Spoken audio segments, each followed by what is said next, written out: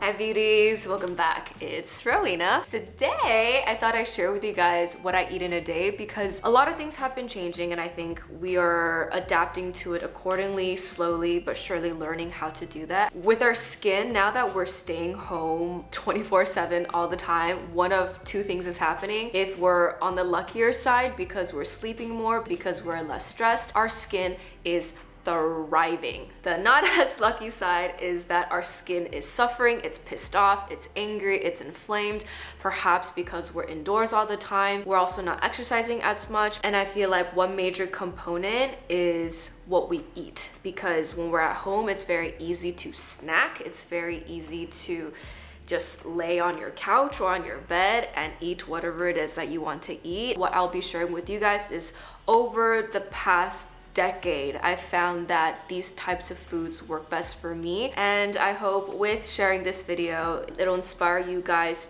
to look into healthier recipes or healthier alternatives to recipes that you really like. And with that, here are my meals. Very simple to make, very easy. All right, let's get started.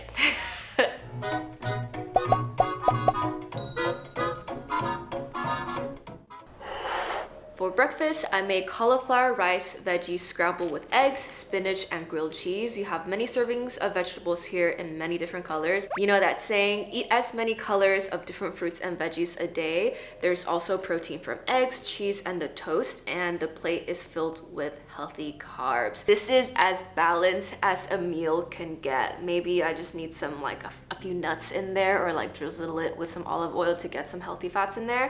I found that it's best for me to eat a little bit of everything. When I was younger, I would put myself on these really weird elimination diets. I would cut out food groups entirely, I just didn't eat carbs because I thought carbs were the worst, and that just wasn't a good look, and then I wasn't in a good place. In the morning, it's good to eat a big meal because it'll give you energy to sustain throughout the day, and in the morning your metabolism is awake, it's working, it's the fastest compared to at night. So what I found works best for me that I'll share with you guys is if I eat a full breakfast and a full lunch, by the time dinner rolls around, I'm not that hungry, so I'll just make some veggies and something really simple. And throughout the day, if I've eaten a full breakfast and a full lunch, I'm not gonna be as prone to snacking because I'm full. All that being said, not a nutritionist, obviously, but I just found that this just works for me. Back to the egg scramble. This is how you make it. So when I cook, I like cooking multiple things at the same time,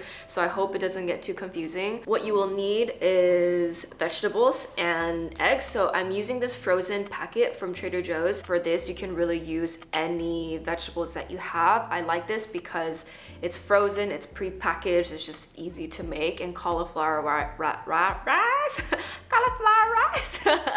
It's a good alternative to rice. Then I also use 2 eggs. You can use 1, you can use 3, you can use 8.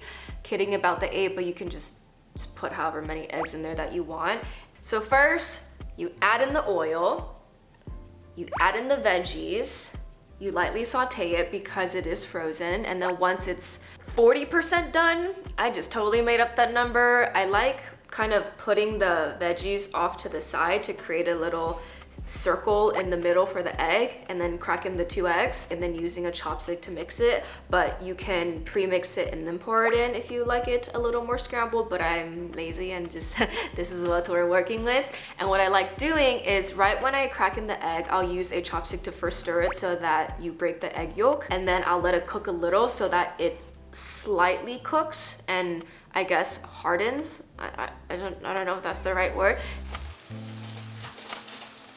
And then I like to slowly start mixing in the veggies into the egg, but slowly, not all at once. You're kind of slowly folding it in, like you fold chocolate chip into your dough. And then that's it. It's super simple. So that is the veggie scramble. And since it's already slightly seasoned, I didn't add salt or pepper into it, but as with anything that you make, in salt and pepper to taste. So that's that. For the grilled cheese, what you'll need is 2 slices of toast and 1 slice of cheese. I'm using this 21 whole grains and seeds bread with 3 grams of protein, 2 grams of fiber, and 12 grams of whole grains. I'm using this New Zealand cheddar cheese. I really feel like you can use whatever cheese that you have. This maybe is personal preference. I've been making a grilled cheese a day for the past 2 weeks. Makes me happy, so why not? And I've perfected the way to make it. Butter to start really is optional. So you first put a piece of toast on the frying pan, and then you flip it, and then you add the cheese on top. Because the toast is still hot, it'll start melting the cheese without melting it fully. And now you heat up another slice of toast. When you flip it over, because the top is hot now, you get this, and then you put it on top.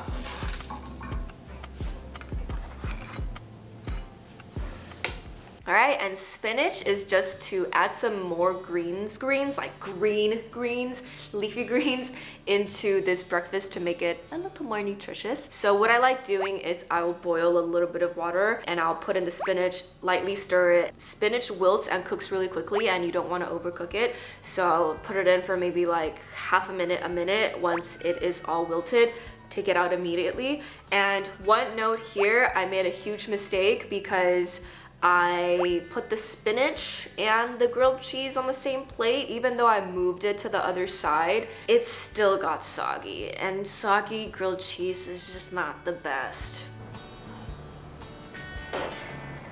The spinach is really watery, so I don't want it to touch the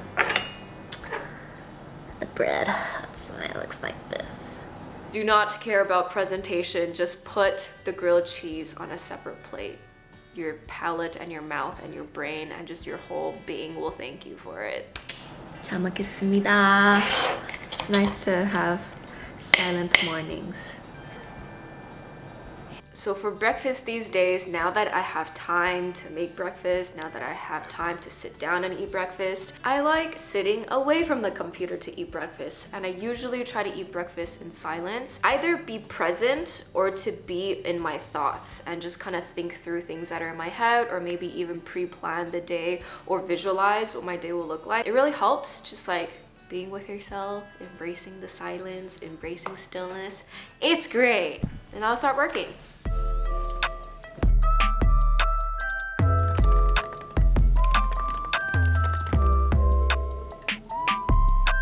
And then, before we know it, it's lunchtime. So let's talk about lunch. For lunch, I'm making my cousin's soba noodle recipes that he taught me many years ago that I've since recreated many times for friends, and they will call me up and be like, Ro, what's the recipe to the secret sauce? And a little side note, the restaurant my cousin worked at just got a Michelin star last year in Los Angeles, so you can say he's a 1 Michelin star trained chef. And I'm also making my mom's very simple miso recipe. And yes, let's get to cooking. All right, so since I'm going to be cooking the miso soup and the soba noodles at the same time, let me first tell you guys what you need for both of these, and then we can just... So starting with miso, you can just use prepackaged miso if you have that with you, but since I had cabbage and tofu that I want to use, and I do have miso paste, I was like, why not just make fresh miso on my own? So those are the 3 main things that you need for this miso that I'm making. I like frozen tofu because it kind of has a spongy texture, and to get it to become frozen tofu, you literally just get any tofu, silky soft tofu, freeze it, take it out, and then you good. And scallions or green onions if you want to garnish, or if you like the taste of that. For the soba, what you'll need is soba noodles. For the sauces, soy sauce, vinegar, I'm using apple cider vinegar, ginger, and garlic powder. It's best with freshly grated garlic, and a little bit of sugar. And that's all you need. You can also throw in a poached egg. You can use furikake, which is the Japanese seasoning. It's like seaweed, white sesame, and salt and sugar. All right, since I'm all about efficiency, I'm gonna cook both of them at once. Hopefully it doesn't get too confusing. Let's start. 2 pots, both boiling. One for soba noodles boiled first, added the soba noodles in. The second pot, once it started boiling, put in the cabbage. So when the soba is done, turn off the heat, drained it. And one thing with soba noodles is after cooking it, it's best to rinse, because as you're cooking it, the starches that have come out, if you don't rinse it off, it'll make the noodles very mushy, and we don't want mushy noodles. So just do that and set it aside. And when you have it set aside, if the miso is just chilling, once the water boils, you turn the heat down to let it simmer, and you can just leave it to really cook the cabbage. And then let's make the sauce. This is the secret sauce for the soba noodles. What you use is 1 part soy sauce, 1 part vinegar. Again, I'm using apple cider vinegar. 1/2 part ginger. I would say maybe like a 1/4 part garlic if you have fresh garlic, or I just sprinkle in some garlic powder. And maybe like a 1/4 or 1/2 part sugar. So what I use is coconut sugar because it's just what I have, but you can use any sugar for this. Mix it up. Now we're gonna go back to our miso. So miso paste is best used if you can first dissolve it in a bowl before pouring it into the soup, because if you don't do that, it could clump. And I usually like using the soup from the soup that we'll be using, so the cabbage soup, I guess. Pour it in, mix it, and when it's done, bring it on over. So I first add in the tofu and mix it in a bit, and then I add in the miso paste. And you stir that all up. By this point, I'm just let the flavor really get into the cabbage and the tofu. That is basically done. I'm just gonna leave it there until I'm ready to eat and serve. Back to the noodles. Assembly time. Okay, so you add the sauce, add the furikake, add the scallion, done. So that's what I usually eat. Back in the day when my cousin made this for me, and when I ate raw things in general, I don't eat anything raw now. Poached egg is so good. The creaminess from the egg yolk. The creaminess from the egg yolk just ties the whole dish together. And so if that is what you're into, you guys can try. So yeah, that is soba noodles and miso soup. Such a hearty and healthy lunch. This is filled with healthy carbs. There's protein in the soba, there's protein in the tofu.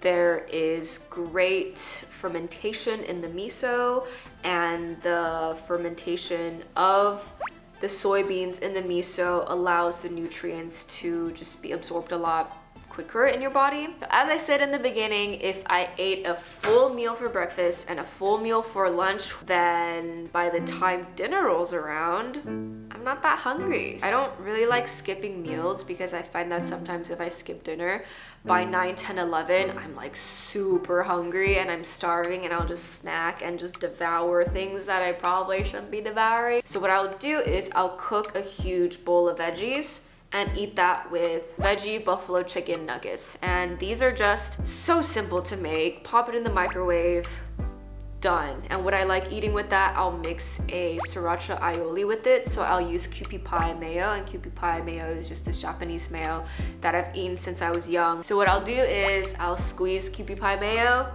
squeeze a little bit of sriracha, you mix that up, and that is your dipping sauce. It tastes amazing with anything fried. It's fries, fried chicken, what else can you fry? Just whatever that is fried, dip it in there. You're welcome. With the veggies, I had Swiss chard, and I feel like Swiss chard is one of my favorite vegetables.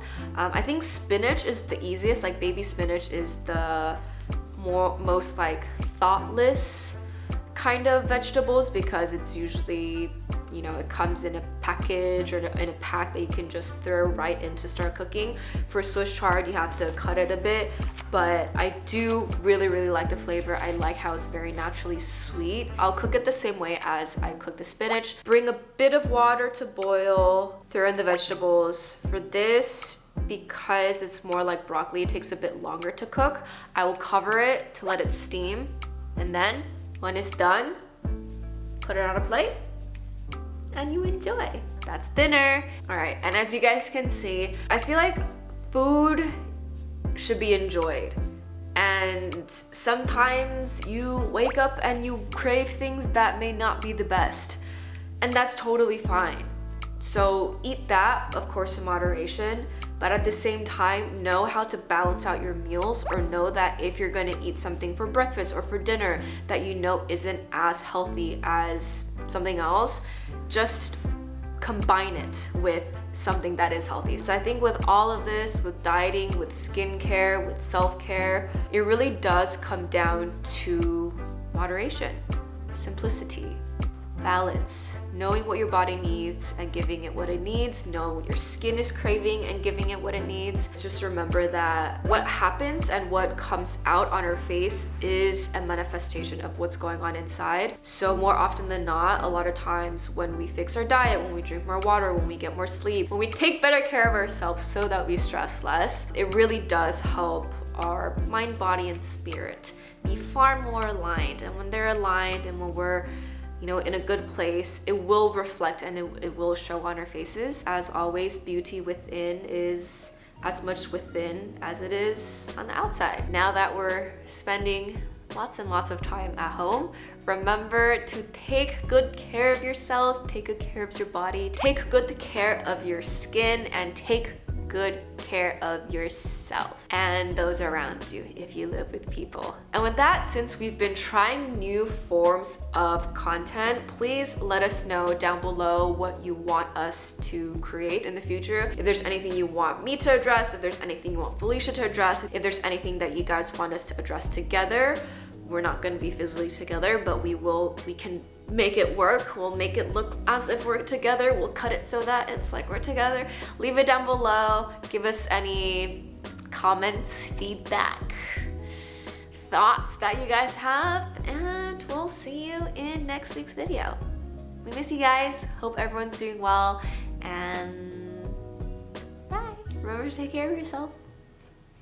Take 12. But really, it's like take 12. I hope I get it right this time. All right.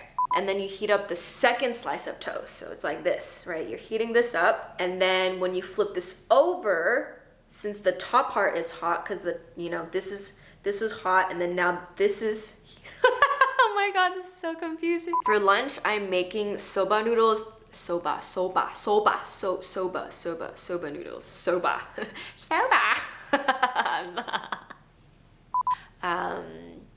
I'm by myself, and it's pretty great. Yeah. Okay, I'm not gonna do that. I'm by myself and it's pretty great.